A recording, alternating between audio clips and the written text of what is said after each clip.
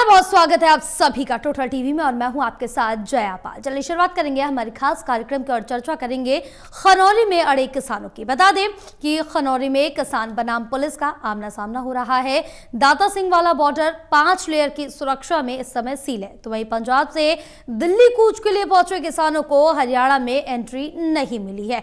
51 किसानों का जत्था बॉर्डर पर ही रोक दिया गया, तो रात भर में किसान और पुलिस आमने सामने डटे रहे। बहरहाल किसानों का यह कहना है कि 3 दौर की जो बातचीत है वो बेनतीजा रही है। अब केंद्र से सीधे कृषि मंत्री स्तर पर बातचीत हो, साथ ही भारत अमेरिका ट्रेड डील को रद्द करने की मांग पर भी किसान पीछे हटने को तैयार नहीं है। प्रशासन और किसान नेताओं के बीच बातचीत भी समाधान तक नहीं पहुंच सकी। अब किसानों ने 29 अगस्त तक बॉर्डर पर पड़ाव जारी रखने का ऐलान कर दिया।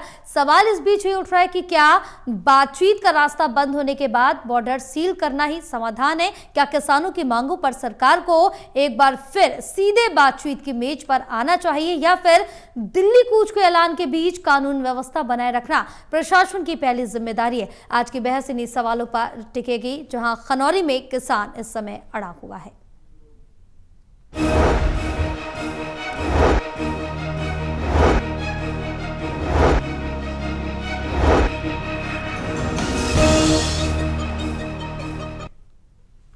तो इसी मुद्दे को लेकर हम चर्चा करेंगे। खास मेहमान भी हमारे साथ जुड़ चुके हैं। Associate editor doctor Mahesh Kumar हमारे साथ जुड़े हैं, एसोसिएट एडिटर देवेंद्र कथुरिया हमारे साथ जुड़े हैं और वरिष्ठ पत्रकार वीरेंद्र सोनी जी हमारे साथ जुड़े हैं। आप सभी का बहुत स्वागत है हमारे खास कार्यक्रम में। चर्चा की शुरुआत करेंगे, लेकिन उससे पहले दिखाएंगे एक रिपोर्ट। दिल्ली जा रहे पंजाब के किसानों ने रोके जाने पर एक बार फिर पंजाब हरियाणा बॉर्डर पर डेरा डाल लिया है। पंजाब के किसान 2 साल पहले किसान आंदोलन में जान गंवाने वाले युवा किसान शुभकरण की मिट्टी लेकर पद यात्रा करते हुए देश के कृषि मंत्री शिवराज सिंह चौहान से बात करने और भारत अमेरिकी ट्रेड डील का विरोध दर्ज कराने दिल्ली जाना चाहते हैं। वहां 29 अगस्त को किसान महापंचायत कर अपनी रणनीति बनाना चाहते हैं, पर 2 दिन से इन्हें जींद प्रशासन ने हरियाणा में एंट्री करने से बॉर्डर पर ही रोका हुआ है। वहां 5 लेयर की सुरक्षा व्यवस्था है और सड़क पर कंक्रीट के अवरोधक, कंटीली तारें और कैंटर से रास्ता पूरी तरह सील किया हुआ है। गौरतलब है कि 51 किसानों का जत्था 200 समर्थकों के साथ किसान नेता जगजीत सिंह डल्लेवाल के नेतृत्व में दिल्ली जाना चाहता है। ਅਸੀਂ नहीं देखो सवाल है कि ਅਸੀਂ ਆਪਦੀ ਕੋਈ ਅਸੀਂ ਲੜਾਈ ਥੋੜੋ ਲੜਨੀ ਅੱਗੇ ਜਾ ਕੇ ਢੁੱਡ ਥੋੜੀ ਮਾਰਨੀ ਆ। ਅਸੀਂ ਜਿਹੜੀ ਸਾਡੀ ਸੰਖਿਆ ਹੈ ਇਹ ਉਹ ਬੰਦੇ ਆਏ ਨੇ ਜਿਹੜੇ ਲਗਾਤਾਰ 29 ਤਰੀਕ ਤੱਕ ਇਸ ਯਾਤਰਾ ਦੇ ਵਿੱਚ ਰਹਿਣ ਲਈ ਆਏ ਨੇ। ਇਹਨਾਂ ਚੋਂ ਕੋਈ ਵੀ ਭੱਜਣ ਵਾਲਾ ਨਹੀਂ ਹੈ। ਯਾਤਰਾ ਲੈ ਕੇ ਤੁਰਦੇ ਤਾਂ ਵੀ ਮਤਲਬ ਇਹਨਾਂ ਨੇ ਤਾਂ ਵਿਚਾਰਿਆਂ ਨੇ ਘਰੋਂ ਆਈ ਸੀ, ਤੇ ਜੇ ਸਰਕਾਰ ਕਿਸੇ ਗੱਲ ਦੇ ਉੱਤੇ ਆਉਂਦੀ ਹੈ, ਮਸਲੇ ਦਾ ਹੱਲ ਕਰਨ ਵਾਲੇ ਪਾਸੇ ਨੂੰ ਤੁਰਦੀ ਹੈ, ਤਾਂ ਅਸੀਂ ਯਾਤਰਾ ਅੱਗੇ ਲਿਜਾਣ ਦੀ ਬਜਾਏ ਅਸੀਂ ਇੱਥੇ बैठ के होती। गौरतलब है कि पंजाब के किसानों को दिल्ली जाने के लिए हरियाणा में एंट्री नहीं दी जा रही और वापस पंजाब ये जाना नहीं चाहते। इनकी जींद के एसपी और डीसी से 3 दौर की वार्ता विफल हो चुकी है। ਅੱਜ ਐਜੀਟੇਸ਼ਨ ਕਰਨ ਵਾਲੇ, ਅੰਦੋਲਨ ਕਰਨ ਵਾਲੇ, ਲੜਾਈ ਲੜਨ ਵਾਲੇ ਲੋਕ ਉਹਨਾਂ ਦੇ ਫਿੱਟ ਨਹੀਂ ਆ ਰਹੇ। ਚਾਹੇ ਉਹ ਸੁਰੇਸ਼ ਕੌਤ ਹੋਵੇ, ਚਾਹੇ ਕੋਈ ਹੋਰ ਹੋਵੇ, ਚਾਹੇ ਆਪਾਂ ਦੇਖਿਆ ਨਾ ਜੰਤਰ ਮੰਤਰ ਦੇ ਉੱਤੇ ਸਾਡੇ ਨੌਜਵਾਨਾਂ ਨੇ ਪੇਪਰ ਲੀਕ ਨੂੰ ਲੈ ਕੇ ਲੜਾਈ ਲੜੀ ਹੈ। ਉਹਦੇ ਵਿੱਚ ਵੀ ਜਿੰਨੀ ਬਰਬਰਤਾ ਦੇ ਨਾਲ ਉੱਥੇ ਉਹਨਾਂ ਦੇ ਲਾਠੀਚਾਰਜ ਹੋਇਆ, ਕੁੱਟਮਾਰ ਹੋਇਆ, ਆਪਾਂ ਸਾਰਿਆਂ ਨੇ ਦੇਖੀ ਹੈ। ਆਪਾਂ ਤੁਸੀਂ ਥੋੜੇ ਦਿਨ ਪਹਿਲਾਂ, 2 ਦਿਨ ਹੀ ਪਹਿਲਾਂ ਦੇਖਿਆ ਅੰਬਾਲੇ 'ਚ ਕੀ ਹੋਇਆ, कल ही तुसी देखा है चंडीगढ़ च की होया। गौरतलब है कि प्रदेश की पुलिस और प्रशासन किसानों को यहां आने देने के बिल्कुल खिलाफ है, क्योंकि इससे किसानों की गतिविधियां बढ़ सकती हैं और इन्हें समर्थन मिल सकता है, जिससे दिल्ली सरकार और दिल्ली के लोगों की परेशानियां बढ़ सकती हैं। अगर इन्हें दिल्ली जाने से रोकना है तो हरियाणा के जिम्मे ये काम है, क्योंकि दिल्ली हरियाणा से बड़ी और सुपर सरकार है। Total news Haryana bureau.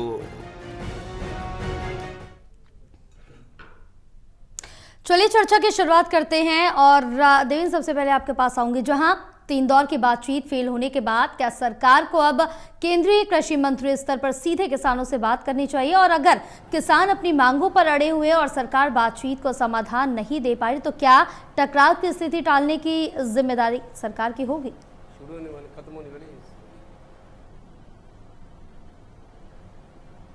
Devendra, आप तक आवाज पहुंच रही है हमारी? चलो एक बार फिर से संपर्क करेंगे और महेश आपके पास आऊंगी, जहां दाता सिंह वाला बॉर्डर पर 5 रेड की सुरक्षा और किसानों की एंट्री रोकना, क्या ये कानून व्यवस्था की मजबूरी या आंदोलन को रोकने की रणनीति? क्योंकि 51 किसानों को हरियाणा में प्रवेश नहीं दिया गया, तो क्या किसी राज्य से दूसरे राज्य में शांतिपूर्ण तरीके से जाना अधिकार और प्रशासनिक प्रतिबंध के बीच संतुलन नहीं होना चाहिए?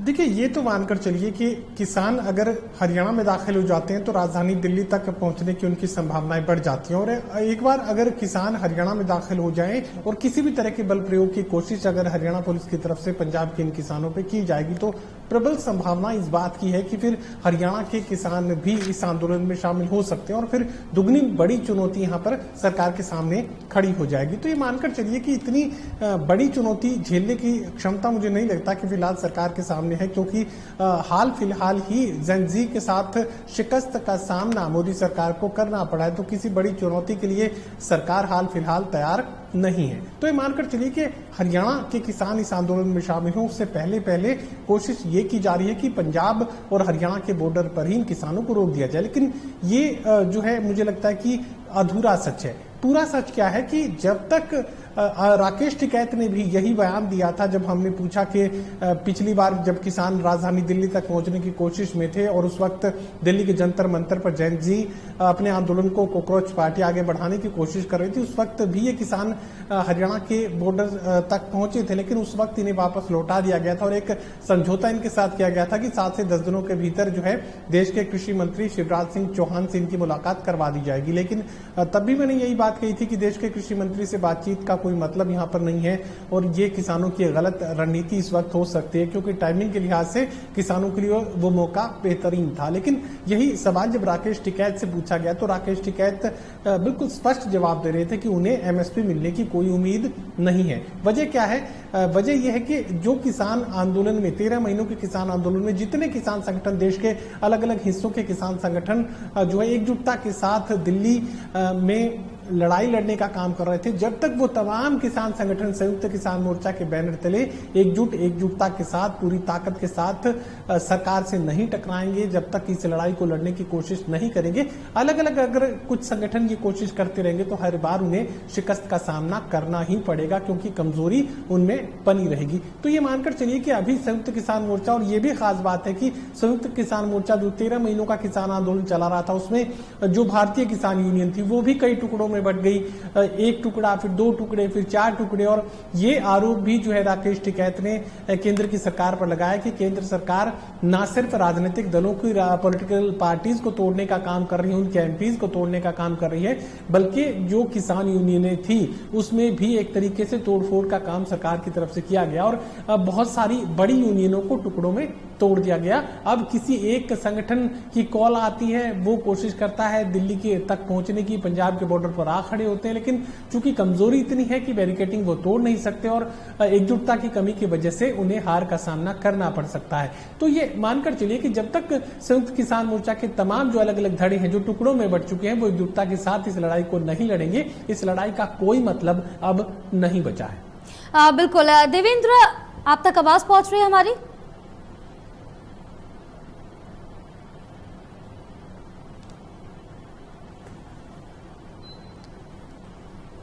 देवेंद्र, आप तक आवाज पहुंच रही है हमारी? चलिए एक बार फिर से संपर्क साधेंगे। विनीत जी, आपके पास आऊंगी और जिस तरह से देखें कि किसान अपनी मांगों पर अड़ा हुआ है, तो अगर यहाँ पर जिक्र किया जाए, जो किसान है 29 अगस्त तक बॉर्डर पर पड़ाव का ऐलान कर चुके, तो क्या सरकार के पास इस गतिरोध को खत्म करने की कोई ठोस बातचीत की रणनीति होगी? देखिए, किसानों को आंदोलन करने का अधिकार है, लोकतांत्रिक तरीके से आंदोलन किया जाए, किसी को कोई आपत्ति नहीं, लेकिन उनकी मंशा क्या है तो इस पर सरकार को ये एक तरह से भय सताता है कि उससे कानून व्यवस्था की स्थिति बिगड़ जाएगी। क्योंकि हालांकि कोर्ट ने भी कहा था, पिछली बार कहा था कि रास्ते रोकना गलत है, चाहे सरकार रोके या किसान रोके। जी। तो इससे आम जनजीवन प्रभावित होता है। हाँ, पहले ट्रैक्टर ट्राली लेकर मार्च कर रहे थे तो सब कोर्ट ने कहा था कि ट्रैक्टर ट्राली से समस्या उत्पन्न होती है। अब वो पैदल जा रहे हैं, लेकिन उनके जो आंदोलन का उद्देश्य है, देखिए उनकी मांगे, हर आंदोलन किसी न किसी मांग के लिए होता है। क्या भारत अमेरिका डील सिर्फ किसानों की मांग के कारण रद्द कर दी जानी चाहिए? क्या ये उचित है? भाई दूसरे वर्ग भी इससे प्रभावित है, दूसरे वर्गों के भी हितों की रक्षा करनी है, वो भी हितधारक है, एक्सपोर्टर्स हैं, दूसरे जो उद्योग धंधे से जुड़े लोग हैं। तो एक वर्ग की मांग स्वीकार करना सरकार के लिए उपयुक्त भी नहीं है। और देखिए सरकार बार बार आश्वासन दे चुकी है कि किसानों के हितों की रक्षा की जाएगी, किसानों के हितों के साथ इस डील में कोई समझौता नहीं होगा। तो उसके बाद भी अगर किसान आंदोलन है तो उनकी समस्याएं हैं, तो उनकी समस्या को दूर करना, उनका निवारण करना, जो शंकाएं हैं, ये सरकार का कर्तव्य है और सरकार ने पहल की होगी, लेकिन कहीं ना कहीं चूक रही है। बातचीत तो या संवाद के माध्यम से ही समस्या का समाधान संभव है। अगर दोनों पक्ष अड़ियल रवैया अपनाएंगे तो दोनों का नुकसान है। सरकार के लिए कानून व्यवस्था की स्थिति है वो चिंताजनक होगी, और किसान इतने लंबे समय तक आंदोलन करेंगे तो निश्चित रूप से उनको भी नुकसान होगा। भाई कोई भी अपने घर से बाहर आकर इतने लंबे समय तक आंदोलन करना नहीं चाहता, लेकिन उनकी मजबूरी है। अब कुछ लोग इसको इस रूप में भी लेते हैं कि पंजाब में चुनाव है, उत्तर प्रदेश में चुनाव है, ये राजनीतिक हथियार के रूप में हो सकता है। लेकिन किसानों की अपनी शंकाएं हैं, उनकी जो मांगे हैं, उनकी मांगों पर विचार करना ये सरकार की जिम्मेदारी है।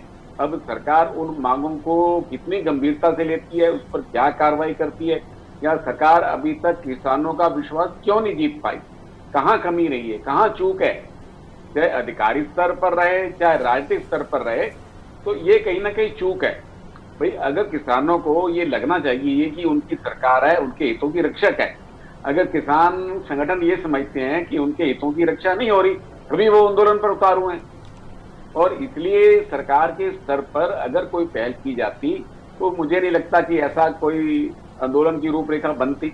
हाँ, अगर राजनीतिक दृष्टिकोण से देखा जाए, क्योंकि जब देखिए ग्रामीण पृष्ठभूमि से किसान जुड़े होते हैं तो वहां पर भी जो विपक्षी दल हैं वो अपने वोट बैंक के लिए सक्रिय हो जाते हैं, क्योंकि उनकी मजबूरी है। और सरकार के लिए कार्रवाई करना इसलिए जरूरी हो जाता है क्योंकि कानून व्यवस्था का मामला आ जाता है। अगर सरकार कार्रवाई नहीं करती तो दूसरे वर्ग कहते हैं कि सरकार ने किसानों के आगे आत्मसमर्पण कर दिया। तो इसलिए हर वर्ग की बात सरकार को सुननी चाहिए। हाँ देखिए, अपने अपने सुझाव हैं, हर कोई संगठन अपना सुझाव दे सकता है।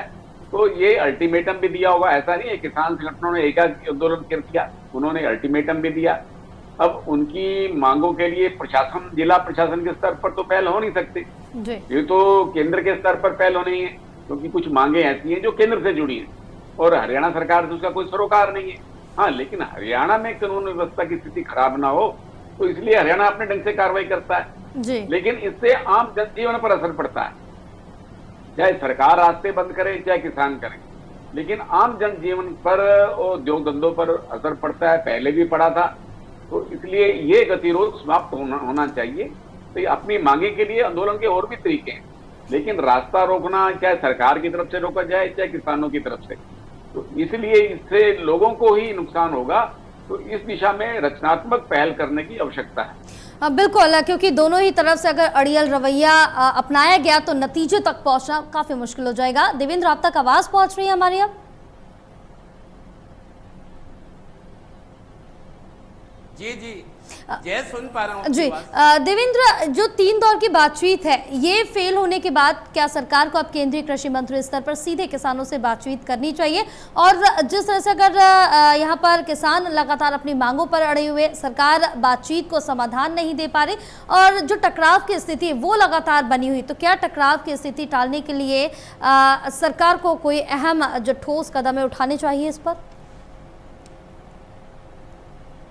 देखिए जय, किसानों की मांगे बहुत पुरानी है। 4 साल पहले जो आंदोलन हुआ था तब 3 कृषि कानून, जिनको काले कानून किसानों ने बताया था, किसान संगठनों ने, वो कानून तो सरकार ने वापस ले लिए थे क्योंकि हालात ऐसे बन गए थे और कोई चारा नहीं था। उसके अलावा जो मांगे थी 12-13 मांगे थी, जैसे MSP पे फसल खरीदी जाए, जो मुकदमे हुए थे वापस लिए जाएं, जिनकी जाने गई उनको मुआवजे की बात थी, बिजली सस्ती करने, बहुत सारी मांगे थी। तो वो धीरे धीरे लिंगर ऑन करती रही। अभी जब आपको याद हो, जब जैन जी का ये आंदोलन शुरू हुआ था 20 जुलाई को, जो संसद घेराव था, उन दिनों किसानों का भी था, किसान भी दिल्ली कूच करे थे, लेकिन सरकार के लिए राहत की बात थी। किसानों को टाइम, किसानों ने, सरकार से बात हुई, उन्होंने मान लिया कि हम इंतजार करेंगे। सरकार ने आश्वासन दिया था कि बात करेंगे बैठ के, तो किसान तो पीछे हट गए थे, लेकिन युवा आंदोलन की तरफ पूरे देश का ध्यान हो गया, और जिस तरीके से हुआ सबको पता है वो। अब 29 अगस्त को, आज 17 तारीख है, 29 अगस्त को पंजाब के किसान पैदल दिल्ली जाना चाह रहे हैं, और यूपी के हैं, मध्य प्रदेश और जहां जहां के किसान है। एक बड़ी महापंचायत होनी थी, जो पहले होनी थी उसको स्थगित किया गया था क्योंकि युवाओं का आंदोलन छिड़ गया था। तो अब 29 तारीख को दिल्ली में शिवराज सिंह चौहान, जो केंद्रीय कृषि मंत्री हैं, किसान डेलीगेशन है, उनसे बात करनी है। भी आपने वायदे पूरे करने की बात थी, कोई प्रगति नहीं हुई, हमें आप बताओ कैसे क्या करना है। दूसरा, भारत अमेरिकी ट्रेड डील के विरोध में किसान अपनी आवाज बुलंद करेंगे। ये 2 मुद्दे थे जिस वजह से पंजाब के किसान, आपको बता दूं जया, पंजाब के जो किसान हैं 51 सदस्यों का एक जत्था है, जत्था हम समूह को कहते हैं पंजाबी में, और 200 लोग और उनके समर्थन में हैं। जो 51 किसानों का डेलीगेशन है जो दिल्ली जाना चाह रहा है पैदल यात्रा करके, और 200 लोग और हैं जो उनके समर्थन में, उनकी हौसला अफजाई के लिए जा रहे हैं। ये सारे लोग पिछले 2-3 दिन से जींद बॉर्डर पर, चूंकि जींद का जो बॉर्डर है हरियाणा में एंट्री होती है, तो जींद प्रशासन से 3 बार DC SP की बात हुई है, सुलह नहीं हुई, लेकिन वहां वही हालात है जो कभी शंभू बॉर्डर पे थे या दिल्ली बॉर्डर पर थे। कंटीले तार हैं, कंटेनर हैं, पत्थरों के बैरिकेड्स, कंक्रीट के बैरिकेड्स हैं, आना आसान नहीं है, तो वहां रुके हुए हैं। लेकिन जगजीत सिंह डल्लेवाल ने आज मीडिया से बात की है कि हम जो 51 लोग हैं, इसमें पजड़ वाला कोई नहीं, इनमें एक भी ऐसा नहीं है जो इस आंदोलन से या इस धरने से जहां हम बैठे हैं अलग हो जाएगा। हमको तो दिल्ली जाना है, नहीं जाने देंगे तो यहीं बैठे हैं। तो सरकार के पाले में गेंद डाली हुई है। अब उनका ये कहना है हम लड़ने तो जा नहीं रहे, हम बूढ़े आदमी हैं, किसान हैं, हम शांति चाहते हैं, हम कोई लड़ने नहीं जा रहे, लेकिन दिल्ली हमारी है, देश की राजधानी, हमें दिल्ली जाने दिया जाए। अब हरियाणा सरकार की दिक्कत यह है कि हरियाणा में एक बार एंट्री होगी, जैसे पिछली बार हुई थी, तो हरियाणा के किसान भी मिल जाएंगे, ये ताकत बढ़ जाएगी और फिर हालात बेकाबू होने की आशंका है। इसी वजह से इनको पंजाब बॉर्डर पर ही रोका गया है, पर ये वापस भी जाने को तैयार नहीं। अब देखना होगा कि 1-2 दिन में क्या कोई रास्ता निकलता है। बिल्कुल, ये देखने वाली बात होगी और आगामी वक्त बताएगा। महेश, क्या किसान आंदोलन अब सिर्फ कृषि मुद्दों तक सीमित है या फिर ट्रेड डील जैसे बड़े आर्थिक फैसलों को भी आंदोलन का हिस्सा बनाकर सरकार पर दबाव बनाया जा रहा है? और इसके साथ साथ ये भी जानेंगे कि अगर जो 3 दौर की वार्ता है वो बेनतीजा रही है तो आखिर गलती कहां पर हो रही, सरकार की बातचीत की रणनीति में, किसानों की मांगों में, या फिर दोनों पक्षों की जिद में?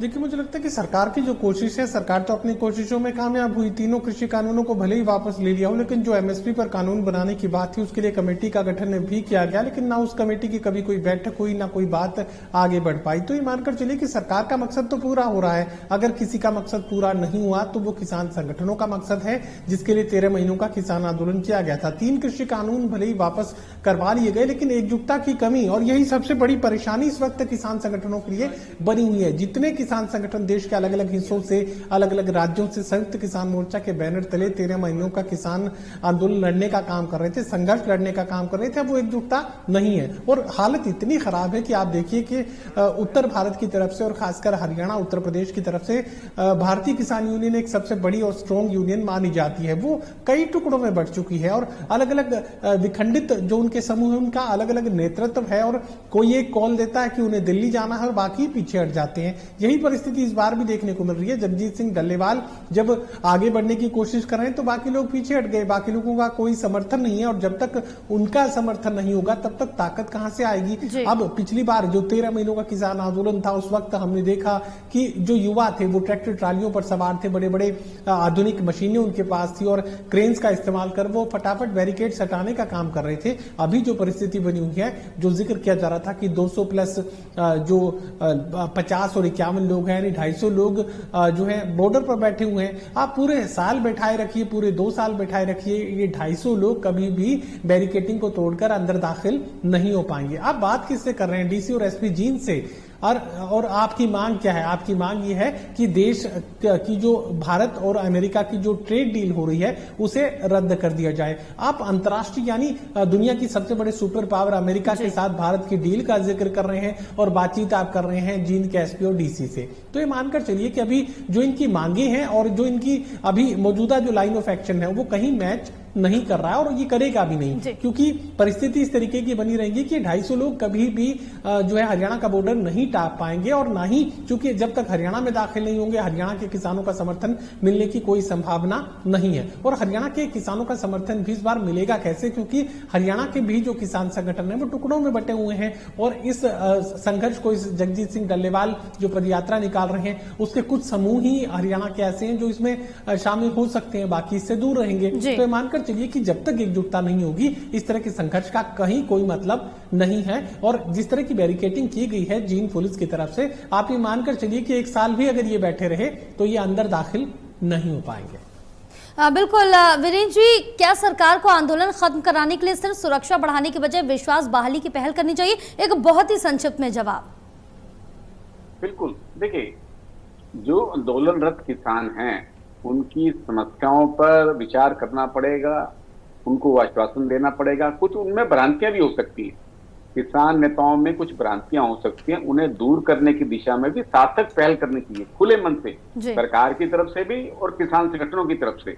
तो निश्चित रूप से इसका कोई ना कोई समाधान निकलेगा। हाँ, कोई अनावश्यक मांगे होंगी तो अनावश्यक मांगों पर सरकार झुकेगी नहीं, ये बात किसान संगठनों को भी मालूम है। और जो बात उचित है, जिसका समाधान संभव है सरकार के स्तर पर, तो निश्चित रूप से राज्य के लोग भी चाहेंगे, हर वर्ग चाहेगा कि उसका समाधान जल्दी से जल्दी होना चाहिए। बिल्कुल देवेंद्र, एक आखिरी सवाल आपसे, बहुत संक्षिप्त में इसका जवाब लेंगे कि क्या किसानों का दिल्ली कूच रोकना समस्या का समाधान है या इससे आंदोलन और लंबा खिंचने का खतरा है?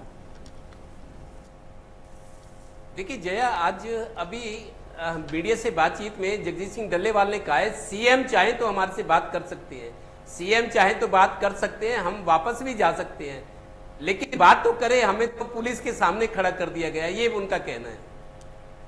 बिल्कुल बहरहाल, आप सभी का बहुत शुक्रिया पूरी चर्चा के लिए। खनौरी में फिलहाल गतिरोध कायम है, एक तरफ अपनी मांगों पर अड़े किसान तो दूसरी तरफ बॉर्डर पर मुस्तैद पुलिस और प्रशासन। 29 अगस्त तक पड़ाव के ऐलान ने साफ कर दिया है कि ये टकराव जल्द खत्म होता नजर नहीं आ रहा। अब सबसे बड़ा सवाल यही कि क्या 5 लेयर की सुरक्षा से रास्ता रोका जा सकता है लेकिन समाधान निकाला जा सकता है, या फिर समाधान का रास्ता सिर्फ बातचीत की मेज से होकर जाएगा? 3 दौर की वार्ता फेल हो चुकी है, ऐसे में अगली पहल कौन करेगा, सरकार या किसान? यही इस वक्त की सबसे बड़ी हरियाणा की राजनीतिक और सियासी गर्माहट बनी हुई है। बहरहाल रुकेंगे एक छोटे से ब्रेक के लिए और जल्द हाजिर होंगे।